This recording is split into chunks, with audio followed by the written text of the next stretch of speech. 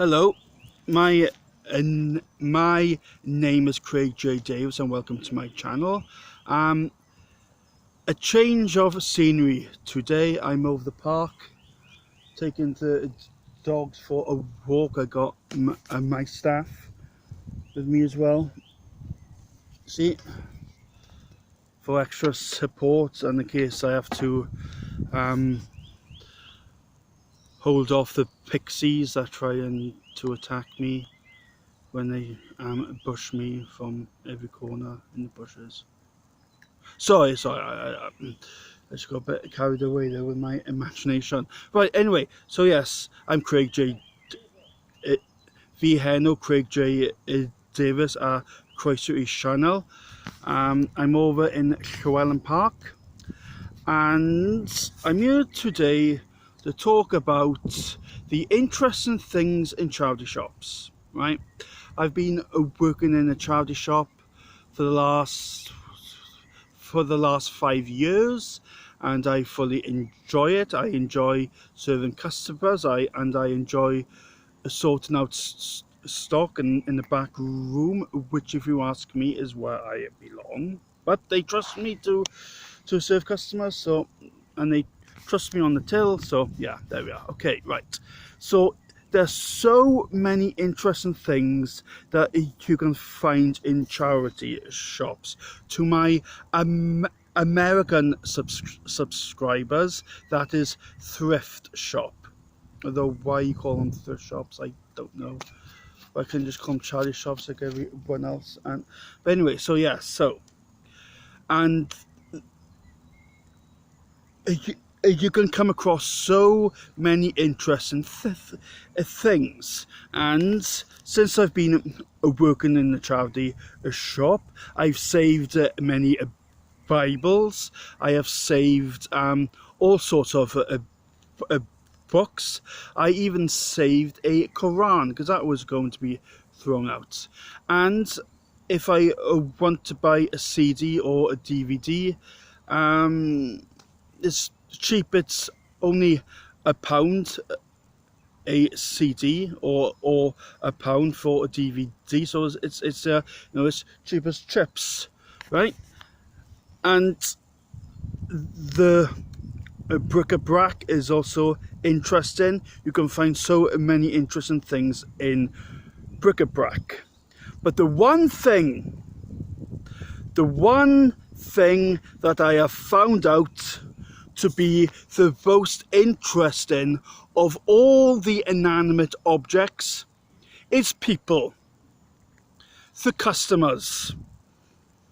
And believe you me, when you've been working in a charity shop for as long as I have, you will come to find out that there are some really strange, queer, peculiar people out there. You really do get some weird people. Case in point, got a bit of an itch in my nose, excuse me. Case in point, there's a woman who always comes into the shop, right? She doesn't come into the shop every day, but nevertheless, she is a regular, and she comes in. She does come in often, but she doesn't buy anything. She speaks to herself out loud, and her name is Debbie. At least I presume that is her name, because that is what she calls herself. But she comes into the shop and she always says to herself, "Oh, Debbie, I don't know why you come in here. You're always skint. You've never got any money. I don't know why you're torturing yourself. Come on, let's go." And out she goes. That's all she does. Comes in, walks around in a circle and out again. Then there's another guy, and he comes into the shop and he's there every day. Comes into the shop, right, and he says, "How much is this? How much is that? How much does that cost? How much does this cost? Now, at first, when I first saw him, no, I just thought he was you know, an ordinary guy, so to speak. So I said at first, well, all of the prices are on the items. Yeah, but well, I can't see it. How much is that? It's £4, or that's £3, right? Whatever. So then he says, okay, well, I am very interested in this sauce. I'll come back to a borrow to buy it. Okay, right. Comes in the next day, I have his item waiting for him, and he acts as if he hasn't even seen it. And he says again the same thing. How much is this? How much is that? And I say to him, don't you want this item? You came in here yesterday and you were interested in it. No, I didn't. I don't know what you're talking about. Okay, fair enough. So, yeah, so he comes in every day. He says he's interested in a particular item, right? I mean, it can be anything. Clothes, bric-a-brac, right? CDs, DVDs, PlayStations, or whatever, right? But he never buys the stuff. He comes in every day and picks and points to a different item and says, oh, how much is this? How much? Oh, I'm interested in that. I'm interested in this. Can you keep it for me, and I'll buy it tomorrow. Okay, but he never does. So now it's gone to the point where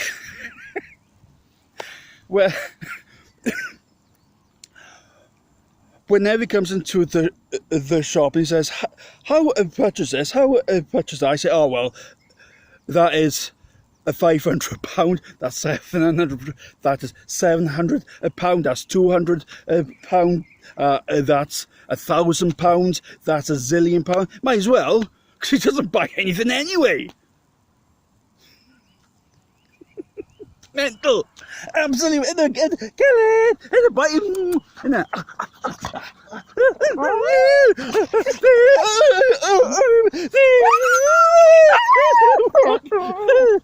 Mental, no, he's mental, man. He border collie, mental.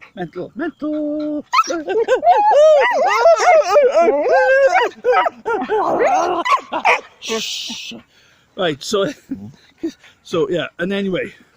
But there was this one particular guy. Right? Oh yeah, and also as well, right? You know that I've been telling this a guy about these ridiculous prices. Yeah, I mean, from what I just said, oh well, that is £1,000, or that's £2,000, or that's £300, whatever. Right? He doesn't even question it. It's like, you know, if I went into a charity shop and I said, how much is this CD? And he said, and he said, oh, it's £300. I'd be like, wait, what? How much? This guy? No. I could say that bric-a-brac is £4,800. Okay, right. I'll save my money and I'll come in tomorrow.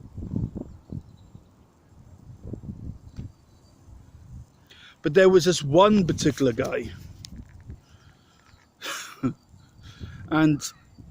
but he isn't a regular, because he only came into the shop once, right? And that was on a New Year's Eve just gone, right? So it was on the 31st of December 2021, right? Because I was working that day. I was working on New Year's Eve. and he comes into the shop, right, and I'm on the till, and I have actually told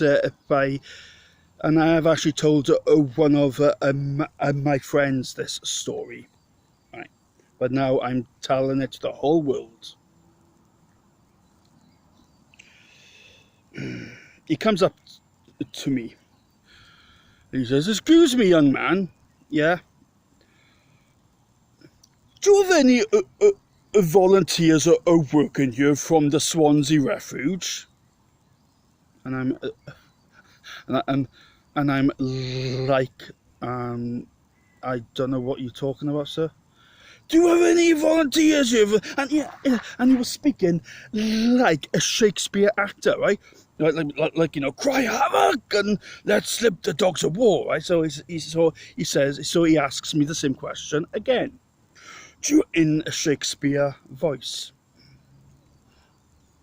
Do you have any volunteers here, sir? Working from the Swansea Refuge? And then my boss hears the commotion, so then he comes in. He says, "Yes, sir, what? Can I help you with something?" "Yes, I was just asking this young man if you have any volunteers here who work for you from the Swansea Refuge." And I can hear the conversation now. And he was like, "I'm not sure what you're talking about, sir. No." "Are you sure?" Well, I've been working here for the last 15 years, so yeah, I'm pretty sure." "And what do you mean by volunteers from the Swansea Refuge?" "What refuge?" "The Swansea Refuge." "Yeah, but which which one are you talking about? And even if we did, what is your point? What is your point? I don't understand why you're asking me this question. What is the point you were trying to make?" "So you don't have anyone?" "No, we don't." "All right, okay. Then I shall go." Off he went. Then we had this conversation, and it's like, where's these people coming from? And these weird. Tell you, there really are some really weird people out there. Anyway, but what are your thoughts and comments about these stories I've been telling? And also as well, I'm interested to know if you have been having any if you have encountered any strange people. If so, then please let us all know by leaving your comments in the comments section below. Yeah, thank you all, and God bless.